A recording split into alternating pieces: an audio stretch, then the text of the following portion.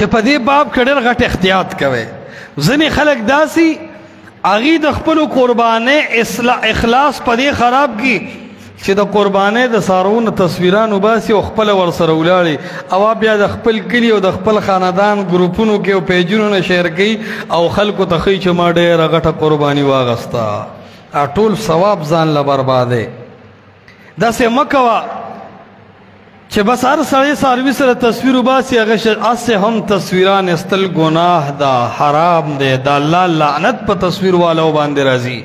نو د تصویرانو نه ډېر لوی ځان ساتل دي او بیا یو داسې عبادت چې هغه مال سره تعلق ساتي. نو په دې صورت کې خود دا ثواب ځان له خرابول دی او په دې نکته ځان پوه کې قرباني فرض نه ده بلکې سنت مؤکد ده.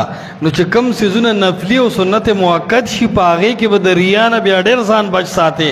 فرایضو کې بیا هم ریا کم راځي ځکه هغه پته اسم لازم ده، خدا قربانی خو پتا لازم نه ده او د الله رضا او د محمد مصطفی طریقه لټه. نو په دې کې خو ډېر احتیاط ځکه کوه چې په لږ څه کې هم پتا کې ریا را نشي، دکلاوه را نشي، ټول ثواب دې تباه او برباد نشي.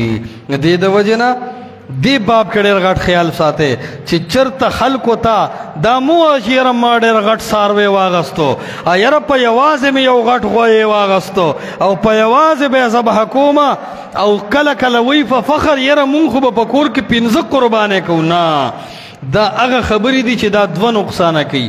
یو خو د ستا د قربانۍ ثواب خرابوي، بل تا سره خوا کې په ګاونډ کې غریب سړی دی، یتیمانان دي، د هغې زړه ته دک ملاویږي، درد ملاویږي.